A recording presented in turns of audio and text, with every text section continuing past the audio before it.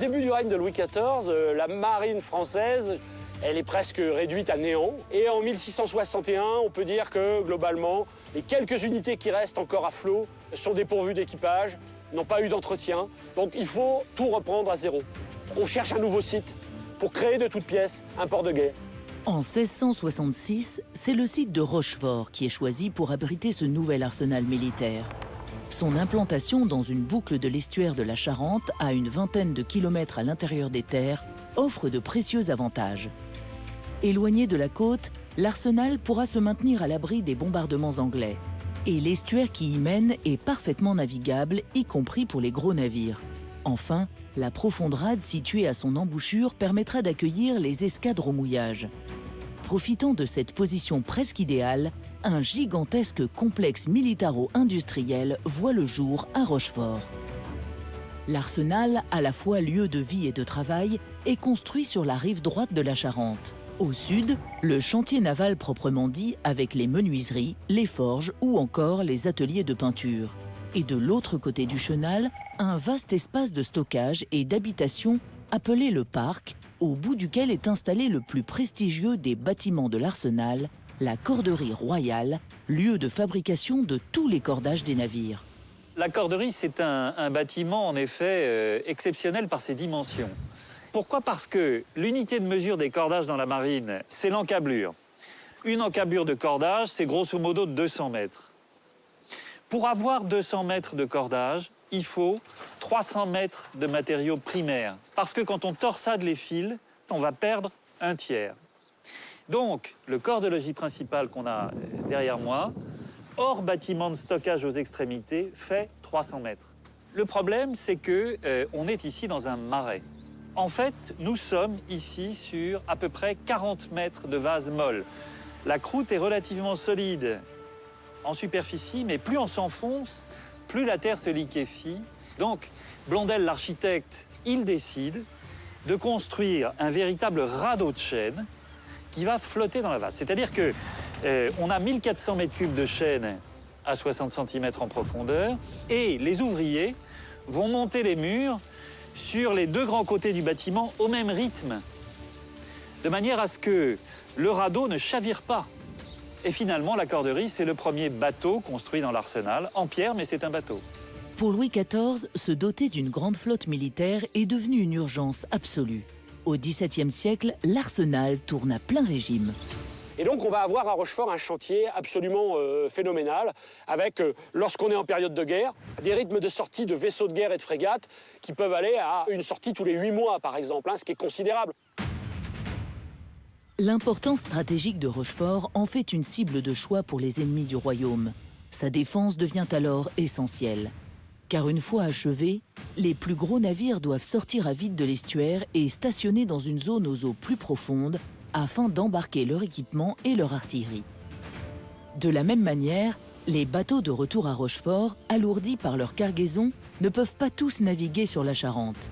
Ils doivent alors stationner à son embouchure dans la rade de l'île d'Aix. Et ils sont vulnérables, parce que quand on crée Rochefort en 1666, on n'a pas prévu, finalement, tout l'accompagnement en termes de fortification qui est nécessaire pour tout simplement mettre ces navires à l'abri des insultes ennemies. Donc on a construit ce qu'on appelle la ceinture de feu de la mer des Pertuis, c'est-à-dire des forts sur toutes les îles pour protéger les pertuis. Les pertuis, ce sont les passages entre les îles. On va commencer le chantier, par exemple, sur l'île d'Aix, à la pointe Sainte-Catherine. On va commencer également un certain nombre de fortifications dans l'estuaire même, le fort de l'Aiguille, le fort Vazou, et en face, le fort Lupin, qui permettent de fermer finalement l'accès à l'estuaire de la Charente. Les forts qui subsistent et qui assurent la garde de la Charente sont des forts de dimension modeste, mais tout de même, le fort Lupin est une pure merveille d'architecture. C'est en 1685 que Vauban, l'architecte militaire de Louis XIV, va lancer la construction du fort Lupin. En son centre, il édifie une tour carrée à pans coupés, munie d'ouvertures pour des tirs plongeants. De part et d'autre, 2 casernes peuvent accueillir 24 hommes chacune. Côté terre, le fort est protégé par un système de défense typique des fortifications imaginées par Vauban. Un large fossé en eau isole le fort d'une seconde enceinte. Une plateforme, légèrement enterrée que l'on appelle un chemin couvert, et d'où les fantassins peuvent défendre le fort tout en restant à couvert derrière un mur. Côté mer, 22 embrasures de canon prennent en enfilade le fleuve afin d'empêcher les navires ennemis de remonter vers Rochefort. La plupart de ces forts, donc, ils sont conçus de la même manière, hein, c'est-à-dire qu'on a face à la mer une demi-lune, hein, c'est-à-dire une demi-fortification circulaire qui permet d'installer de l'artillerie sur une plateforme avec des créneaux qui permettent de mettre à couvert les artilleurs et éventuellement les gens qui seraient susceptibles de défendre la forteresse avec des armes légères parce qu'il y aurait eu un débarquement. Et puis on a un donjon qui permet d'appréhender de très loin l'arrivée des navires ennemis. La ceinture de feu des fortifications protégeant Rochefort n'est toutefois pas suffisante, car la rade où stationnent les vaisseaux français en attendant leur armement est trop facilement accessible. Des navires ennemis qui traverseraient le pertuis d'Antioche, couloir entre l'île de Ré et l'île de Léron, déboucheraient naturellement sur 2 passages menant à l'estuaire. Le bras de mer entre Fouras et l'île d'Aix, et surtout celui beaucoup plus large entre l'île d'Aix et l'île de Léron. Problème. Avec une portée maximale de 1200 mètres, les plus puissants canons de l'époque installés sur les îles d'Aix et d'Oléron ne suffisent pas à couvrir les 5,5 km de la passe. Une solution s'impose.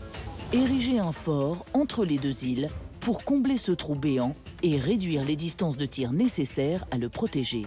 Mais à quel endroit? Et surtout, comment? Il se trouve qu'au milieu de ce passage, il y a un banc de sable qui est cartographié depuis le XVIe siècle. Ce sont les Hollandais qui l'ont cartographié, lui ont d'ailleurs donné leur nom, hein, le banc des Hollandais, le Banjaert, qui va donner Boyard en fin de compte. C'est un banc de sable. Sur lequel, avec d'énormes moyens, on pourrait un jour envisager de construire un fort, mais à l'époque de Louis XIV, c'est totalement hors de portée, je dirais. Et donc Vauban, on lui prête ce mot, hein, il aurait dit à Louis XIV qu'il serait plus facile de saisir la Lune avec les dents que de faire en ce lieu pareille besogne. Et il parlait évidemment de la construction d'un fort en dur. Vauban ne décrochera pas la Lune. Faute de moyens financiers et technologiques, le projet d'un fort implanté sur le banc de Boyard est en cette fin de XVIIe siècle abandonné. D'autant qu'à cette époque, un autre port retient toute l'attention du roi, Cherbourg. Au bout de la péninsule du Cotentin, stratégiquement positionné au plus près des côtes anglaises. À la différence de Rochefort, le port de Cherbourg n'est pas situé dans un estuaire. Il est donc beaucoup plus exposé. Cette côte du Cotentin, elle est battue par des courants de marée extrêmement forts. Et la position de Cherbourg la met à l'abri des courants marins. Donc ça, c'est un atout. L'inconvénient, c'est que la rade de Cherbourg est largement ouverte vers le nord-nord-ouest. Et qu'évidemment, en l'absence de toute possibilité de fortifier cette rade, c'est aussi une rade qui est vulnérable à l'égard des attaques ennemies. Et on est en face de l'Angleterre, les ennemis ne sont pas très loin.